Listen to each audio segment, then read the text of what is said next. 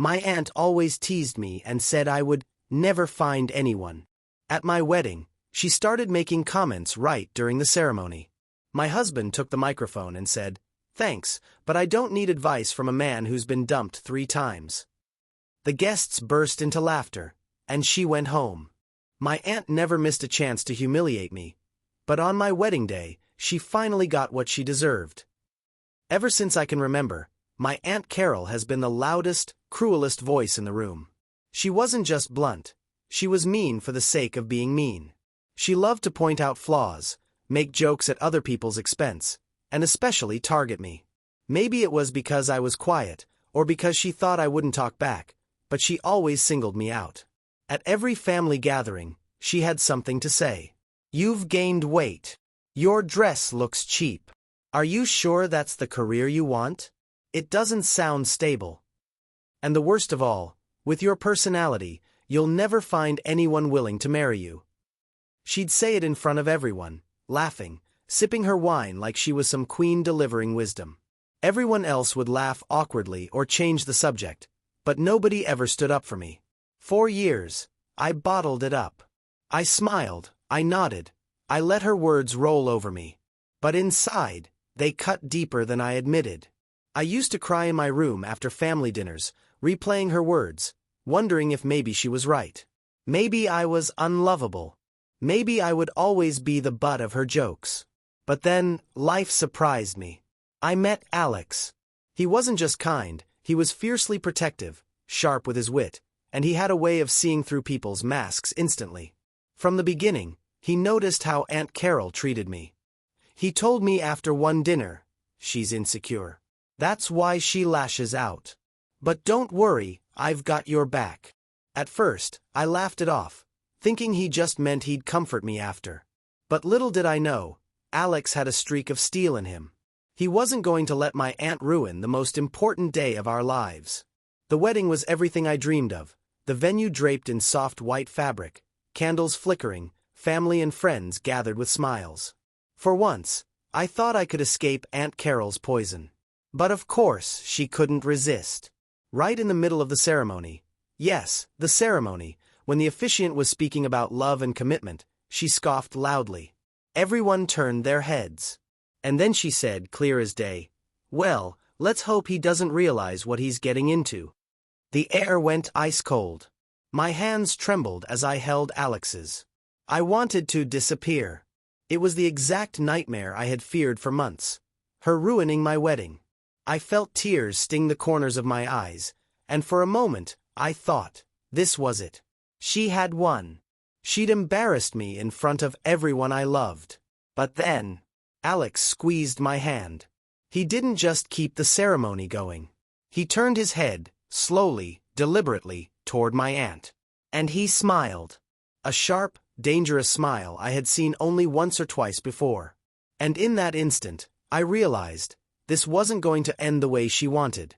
Because Alex had been waiting for this moment. The silence after Aunt Carol's little joke was suffocating. Guests shifted in their chairs, some looking embarrassed, others staring at me with pity.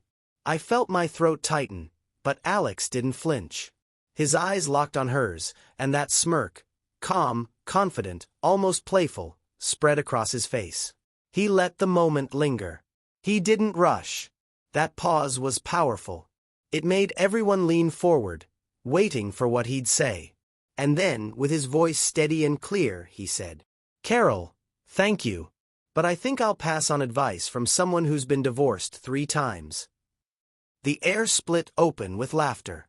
Actual, uncontrollable laughter. It started with a few guests in the back, then spread like wildfire. My bridesmaids covered their mouths, my cousins doubled over, even the officiant chuckled under his breath. You could feel the entire room release years of tension in that one burst of sound. And Aunt Carol? She froze. Her wine glass tilted in her hand, eyes wide, mouth slightly open like she couldn't believe someone had dared to fire back. She turned beet red, then pale, then red again. For once, she had no words. Alex didn't stop there. He let the laughter die down, then leaned just a little closer to the microphone. "You see, Carol, I married the love of my life today. And unlike some people, I plan to keep my vows. Another explosion of laughter. This time, people clapped. Actually clapped. A few guests even stood up. It wasn't just funny, it was justice. Years of her cruelty unraveled in seconds. I was stunned. This was the man I loved, standing tall for me, turning what could have been the worst moment of my life into the most triumphant. My tears didn't come from pain anymore. They came from joy. And here's the thing, Alex hadn't just improvised. Later, he admitted he had planned for this. He told me in whispers that night. I knew she wouldn't be able to help herself. I've seen the way she talks to you, the way she tries to ruin every special moment. I wasn't going to let her take this one from us. So yeah, I came prepared. Prepared. The word hit me. He hadn't just walked into the ceremony hoping for the best. He had armed himself with ammunition. He had done his homework. Turns out, he'd asked around quietly. He had confirmed every failed marriage of hers, every dramatic breakup, every story she desperately tried to keep out of family gatherings. He didn't need to make up lies. Her own history was damning enough. And he kept it tucked in his back pocket, waiting for the moment she crossed the line. And oh, did she cross it! For the rest of the ceremony, Carol was silent. She sat stiff in her chair, staring straight ahead, pretending not to notice the whispers, the sideways glances, the stifled giggles around her. But the damage was done. She was no longer the queen of the room, the bully who could say anything without consequences. She was the punchline. After the ceremony, the reception began. Music, food, dancing. It was everything I dreamed of. But there was an extra sparkle in the air. Everyone kept coming up to me saying things like, "That was legendary. Your husband is a hero. Best wedding moment ever." And every time I glanced at Carol, she was smaller. Not physically, but in presence. The woman who used to dominate every room now sat in the corner, sipping her wine, looking like she wanted the floor to swallow her whole. But here's where it gets even better. Alex wasn't done. During his wedding toast, he wove the story of how we met, the little things he loved about me, how he knew from the start I was the one. Everyone was touched. People teared up. People cheered. And then, with perfect comedic timing, he dropped one last line. And to anyone who doubted whether she'd find someone, well, I'm glad to disappoint. The room roared. Glasses clinked. Chairs scraped as people stood to toast. Even the DJ paused the music just to let the moment breathe. And me. I laughed harder than I had in years. It wasn't just about the joke. It was about the years of hurt finally melting away, replaced with something stronger, vindication. Carol stood up halfway through the toast, muttered something about not feeling well, and left. No goodbyes. No fake smiles. She just walked out. The reception went on without her. And honestly, it was lighter. Happier. Like her absence had lifted a weight nobody realized we were all carrying. As Alex and I danced that night, surrounded by people cheering us on, I whispered to him, "That was the best revenge I've ever seen." He smiled and said, "That wasn't revenge. That was justice." And deep down, I knew he was right. The wedding was over, but the echo of Alex's words lingered far beyond that night. For days, guests texted me clips and photos from the moment he had called out Aunt Carol. People uploaded snippets on social media, tagging it with captions like, "Bride's husband destroys rude aunt at the altar," and "The clapback of the century." Even though our wedding was supposed to be a private event, a few of those videos spread quickly among extended family and friends. Suddenly, Aunt Carol's carefully curated reputation, this image of her being the sharp, sophisticated woman who told it like it is, was shattered. She wasn't admired anymore. She was mocked. At first, she tried to brush it off. She told anyone who would listen that Alex was disrespectful, and that jokes at weddings are tasteless. But the problem was, she wasn't fooling anyone. People had seen her cruelty firsthand. Everyone knew the truth. She had tried to humiliate me, and she got burned. I didn't even have to defend myself. Others did it for me. My cousins called her out in a family group chat. "Carol, you embarrassed her on her wedding day. You're lucky Alex didn't say worse." One of my uncles, who had always stayed neutral, even chimed in, "You've been crossing the line for years." About time someone pushed back. For the first time in my life, I wasn't standing alone against her. The balance of power had shifted. But Carol, oh, she couldn't accept that. 2 weeks later, she tried to reclaim control. She organized a family dinner at her house, inviting nearly everyone. My mom warned me, she's probably going to address what happened. Alex squeezed my hand and said, "Let's go. I want to see this." So we went. And sure enough, Carol greeted us at the door with her signature tight smile, pretending everything was normal. The atmosphere inside was tense. Half the family clearly came out of curiosity, waiting to see what she would do. Dinner was awkwardly polite at first. Small talk, clinking of cutlery, forced laughter. But Carol couldn't hold back. After a couple glasses of wine, she set down her fork, leaned back in her chair, and said loudly, "So, I suppose you're all still laughing about what happened at the wedding." The room froze. My heart raced. I braced myself for impact. She turned directly to me and Alex.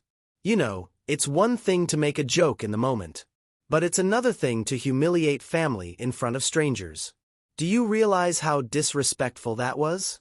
How hurtful? The hypocrisy was stunning. She, who had humiliated me countless times in front of friends, relatives, and even co-workers, was now playing the victim. I didn't even have to respond. Alex leaned forward, calm as ever. "Carol, what's disrespectful is making the bride cry at her own ceremony. What's hurtful is years of insults, criticisms, and jokes at her expense. I didn't humiliate you. I just held up a mirror." Gasps. The whole table shifted uncomfortably, but I saw nods, people agreeing silently. Carol's face twisted. "Oh please, don't make me out to be some villain. I was just teasing. She needs to learn not to be so sensitive." That was her favorite line. Too sensitive. She had used it for decades to justify her cruelty. But this time, it didn't land. My cousin Sarah cut in, her voice sharp. "You've been calling it teasing for years, but it's not. It's bullying. We all know it. And honestly, I'm glad Alex finally put you in your place." Boom. Another strike. The dam cracked further. Carol tried to laugh it off, waving her hand dismissively. But her smile was shaky. She looked around the table, expecting someone, anyone, to defend her. But nobody did. Not this time. She turned red, her voice rising. "I have always been honest. If people can't handle the truth, that's not my problem. At least I don't pretend to be perfect." And that's when Alex delivered the final blow. Calm, steady, devastating. "No one's asking you to be perfect, Carol. Just decent. And since you brought up honesty, maybe we should all be honest tonight." He paused. Everyone leaned in. "Your marriages didn't fail because you were unlucky. They failed because you push people away. Because you tear them down. Because you can't go a day without making someone else feel small. That's the truth you never want to face. But guess what? We all see it. Silence. Absolute silence." Carol's jaw dropped. She opened her mouth to respond, but nothing came out. Her hands shook. She looked around again, searching desperately for support, but all she saw were downcast eyes, folded arms, or thin-lipped stares. In that moment, she was utterly exposed. The mask was gone. I swear, I heard someone clap. Just once. Quietly. But it was enough. The rest of the family couldn't hold it back. They started nodding, murmuring, agreeing. My uncle muttered, "He's right." My mom exhaled a shaky sigh. Even Carol's own sister said softly, "It's true, Carol." And Carol. She stood up, her chair screeching against the floor. Her face was a storm of rage and humiliation. "Fine. If that's how you all feel, then enjoy your little family dinners without me." She stormed out of the room, grabbing her purse, slamming the door behind her. And nobody followed. The rest of the night was peaceful. For the first time in years, We had a family dinner without her poison dripping into every conversation. People laughed freely. Jokes were kind, not cruel. The air was lighter. As Alex held my hand under the table, I realized the revenge was complete. Not because we had hurt her, but because we had revealed her. She could no longer hide behind sarcasm and teasing. Everyone saw her clearly now, and she hated it. After that dinner, things in the family changed overnight. It was like the spell Aunt Carol had cast over everyone for years had finally broken. The woman who once dominated conversations with cutting remarks and smug one-liners suddenly found herself ignored, excluded, and, worst of all for her, laughed at. For weeks, family group chats buzzed with new energy. People were planning events, sharing inside jokes, and tagging each other in memes. But one thing was different. Carol wasn't included. Not because anyone officially banned her, but because she had stormed out, slammed the door, and dared people to live without her. So they did. And the shocking part? Life was better. Without her constant negativity, dinners were fun. Kids laughed louder. Cousins reconnected. Even the older relatives seemed lighter, free from the tension she always brought. It was like someone had opened a window in a stuffy room. But Carol, she wasn't about to fade quietly. She started calling relatives one by one, spinning the story. She claimed she had been attacked, that Alex had disrespected her, and that everyone else had turned against family values. She cried on the phone, tried to guilt-trip people, even threatened to cut ties. And do you know what? Hardly anyone bought it. Instead, the calls turned into gossip fodder. Relatives hung up the phone and messaged each other. "You'll never believe what Carol just said." It only made her look more desperate. But she didn't stop there. She took it outside the family. She started posting long, passive-aggressive rants on Facebook. Things like, "Some people forget who was there for them before they made it." "Funny how loyalty goes out the window when you marry into the wrong family." "3 divorces don't define a person. Jealousy does." Everyone knew exactly who she was talking about. And the comments. Oh, the comments. Her friends tried to be polite at first, leaving generic, "Stay strong Redheart" replies. But then others began chiming in. People from her past. Ex-friends. Even an ex-husband's cousin. And the responses weren't kind. One person wrote, "Maybe reflect on why you keep losing people instead of blaming them." Another said, "Didn't you ruin your niece's wedding?" "That's what I heard." Someone else bluntly commented, "Girl, at this point, it's not them. It's you." Her posts, instead of rallying sympathy, turned into a public roast. Every attempt to rewrite the narrative backfired, painting her more and more as the villain she'd always been. Meanwhile, Alex and I thrived. Our wedding photos went viral in the family circle. Not because of the decorations or the dress, but because of the moment. Everyone wanted the story retold. At parties, people begged Alex, "Say the line again." He'd smile and deliver it, and the room would erupt with laughter. It became legendary. And the contrast couldn't have been clearer. We were glowing happy, surrounded by love. While Carol was isolated, bitter, and unraveling. The breaking point came a month later. She showed up uninvited at my mom's birthday dinner. Nobody expected her, but she walked in like she owned the place, carrying a bottle of wine and wearing her forced smile. You could feel the tension immediately. She sat down, tried to act casual, but the energy was gone. Nobody laughed at her jokes. Nobody asked her about her life. Conversations flowed around her, like she was invisible. Halfway through the meal, she snapped. "You're all pathetic," she spat, slamming her glass down. "Letting one outsider," she glared at Alex, "come in and tear this family apart. You're sheep. All of you.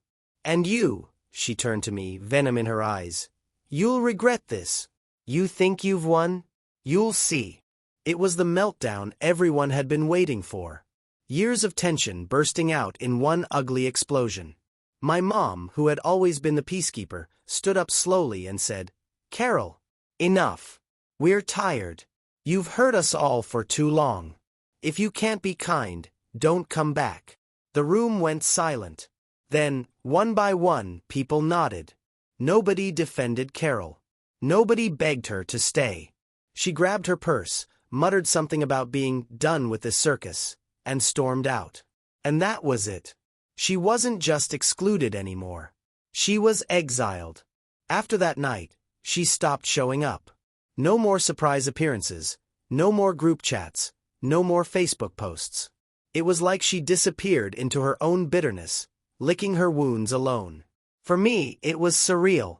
This woman who had haunted me my entire life, whose voice I used to hear in my head, telling me I was worthless, suddenly had no power. She wasn't feared, she wasn't respected, she wasn't even tolerated. She was a ghost. And Alex, he never gloated. He never rubbed it in. He just held me close one night and said, "She can't hurt you anymore." And he was right. The fallout wasn't just about Carol being humiliated. It was about the family healing. It was about me finally stepping out from under her shadow.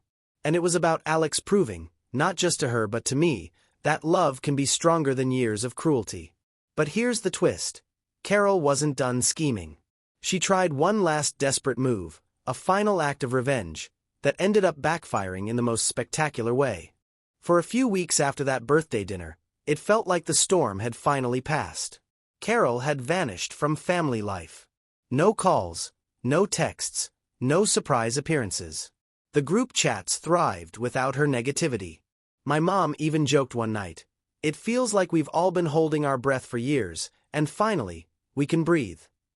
But deep down, I knew Carol. She wasn't the type to retreat quietly. She thrived on control, and without it, she was restless. And I was right. One chilly Saturday morning, I woke up to a flurry of messages. Screenshots. Links. Posts. My stomach dropped as I read them. Carol had taken her bitterness to a whole new level. She had written a massive public Facebook post, several paragraphs long, about me and Alex. She didn't mention us by name, but it was obvious. She called me a manipulative brat who traps people with fake sweetness, and Alex, an arrogant outsider who destroyed a family. She claimed we had turned everyone against her, and even hinted that Alex was dangerous and controlling. It was vicious, malicious. She wanted to smear us publicly, to drag us down the way she always had behind closed doors. At first, I panicked. My hands shook as I scrolled through the comments. But then, I started laughing. Because it was backfiring spectacularly. Instead of sympathy, the replies were brutal. Old friends of hers wrote things like, "Carol, this obsession isn't healthy. Maybe it's time to look in the mirror. You bullied that poor girl for years, and now you're surprised people cut you off? Alex isn't the problem. You are." Some even shared their own stories of being targeted by her in the past. Co-workers, neighbors, people I didn't even know. Suddenly, her ugly behavior wasn't just family gossip, it was public record. And Alex, oh, he handled it like a pro. He didn't lash out. He didn't post a rant. Instead, he shared a single photo on his own page. The two of us on our honeymoon, smiling, holding hands, captioned simply, "Happiest I've ever been." The contrast was stunning. Her bitter tirade versus our joy. It was like watching a candle burn out next to a floodlight. Within a week, Carol deleted her post. But the damage was done. People had seen it, commented on it, screenshotted it. Her reputation, which she had once guarded so fiercely, was shredded. And then came the ultimate twist of fate. Carol had been trying to land a promotion at her job for months. She wanted a management position, the kind of role that required diplomacy, leadership, and emotional intelligence. But after her Facebook meltdown, word spread to her workplace. Someone forwarded screenshots to HR. And just like that, her chances evaporated. She wasn't promoted. She was demoted. When I heard the news through the grapevine, I almost couldn't believe it. The very woman who had mocked me for my unstable career, who told me I'd never be respected, had sabotaged herself with her own mouth.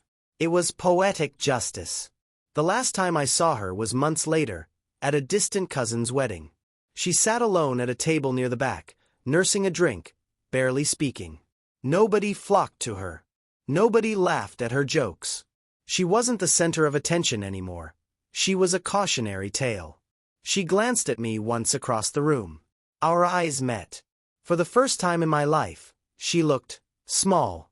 Not fierce. Not intimidating. Just small. And I realized in that moment, I didn't hate her anymore. I didn't fear her. I didn't even pity her. She was irrelevant.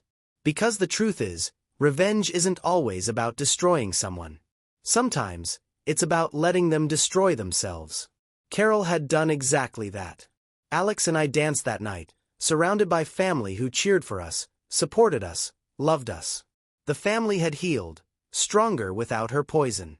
And as the music swelled and Alex spun me around the dance floor, I whispered to myself, "She can't hurt me anymore." That was the final blow. Not the clapbacks. Not the public callouts. Not even the demotion. The real revenge was that I was free. And she was left alone in the ruins of her own making.